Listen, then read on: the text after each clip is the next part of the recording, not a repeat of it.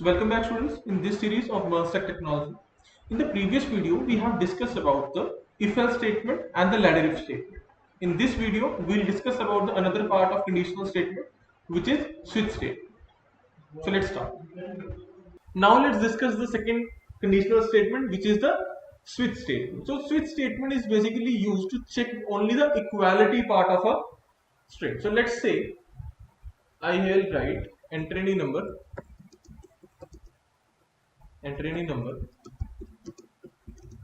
from we can say 1 to 3. So user will enter the number. For that we have to write down input.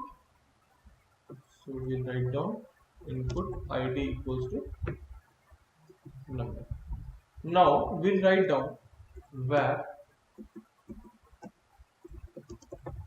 num equals to, I'll write down var num equals to document dot get element by id and dot value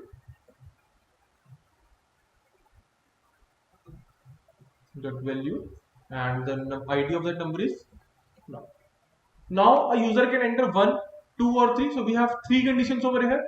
For that we can use if else, but in this particular case we'll use switch statement. So I want to demonstrate you how the switch will work. So we'll write down switch, and in switch I have to pass that number. So I'll pass this number into the switch statement. Now in switch statement we have cases. So we'll write down case 1. Like in if else statement we have if statement, else if statement, else if, and we have the conditions in the else if statement and if statement.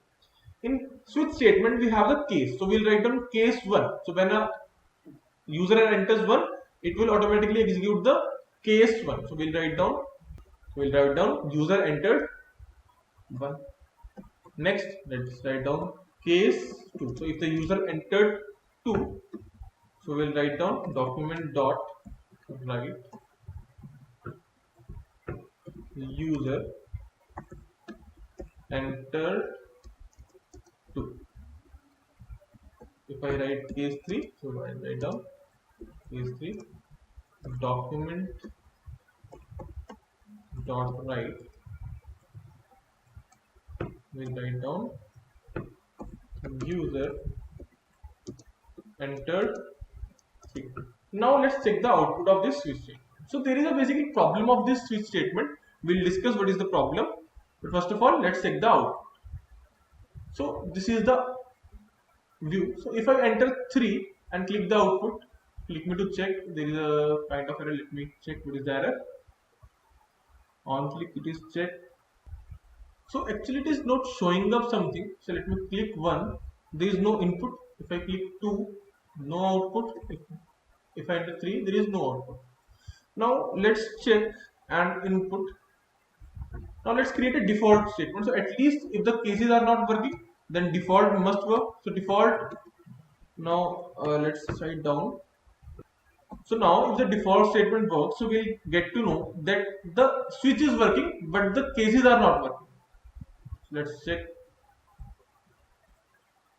So if I enter let's say 1, so it says default is okay, it's default is working. Okay, no problem. So that means there is some kind of error inside our situation. Now this is because we are taking the input from an input field, and as we have discussed in the previous video, when we take input from the input field, it always gives you the input in the string format. So we have to parse this because our input is in the string format, but we are matching it with the integer. So we are matching this input with the 1, 2 and 3 which are integers. So that's why the cases are not working. Now let's check the output. Now let's open this, refresh this page. So if I enter 3, okay, the output is the user entered 3 and also there is default is working. Let's refresh this and check. If I enter 2, the output is user entered 2, user entered 3, default is working. So if I enter 1,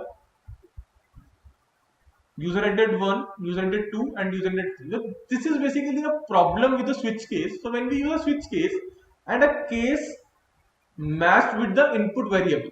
So if I enter 1 and the case matched 1 is this case, So after that case, after this particular condition, all the cases will automatically execute.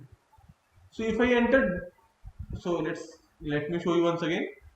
So let's say if I enter 10, so automatically the first case will not match, second case will not match, third case will not match. So automatically the default case will work. No problem with that. But if I enter 3, then the third case will work, and after that we have the default case that will work. If I enter 1, the first case will work, and also proceeding case, the second, third, and this will work. Now to rectify this problem, we'll use the break statement. So break statement is a kind of jump statement which is used to break the console. So when we are entered into a condition and we don't want to execute the rest part of that, we'll use the break statement. So let me show you the graph. The break statement is a kind of jump statement and it is a part of control statement topic. So now let's use the break statement over here. So we'll write down break after this, also after this, and also after this last one. So this will ensure that if case 1 will execute, then no other case will be automatically got executed. If the case 2 match the situation, then only this user ended 2 will execute, but not the case 3 and the rest part will execute. So let's check this output. Now let me, if I enter 14, automatically default case will work. That is working in the previous, that is also working right now. Now let us check for 2. The output is only user entered 2. Now if I check 1, the output is user entered 1, and if I enter 3, the output is only user entered 3, not any other kind of. So after using the break statement, only that particular statement will execute which matches the condition, and the program will got break, and the control got jumped out from the switch statement. Now what is the difference between the switch statement and if else statement? Because both are doing the comparison and both are doing the almost same. In fact, on 90% cases, if statement is more useful as compared to the switch statement, because in if statement we can use less than, greater than, so many other operators used to compare the switches. But in switch statement we only have the equality part. But in one condition, the switch statement is more useful as compared to the if else statement. So whenever we only want to check the equality of two inputs, we have to use the switch statement, because switch statement is very fast as compared to the if statement, because the backend code of switch statement is very low and the backend code of if else statement is very much higher as compared to the switch statement. So that's why if else statement is comparatively slow. So this is how switch statement and if else statement is used to perform the conditional statements. So in this video we have discussed about the switch statement. In the next video we'll discuss about the looping statements. We have while loop, we have do while loop, we have for loop. So that we'll discuss in the next video. So thank you for watching this video.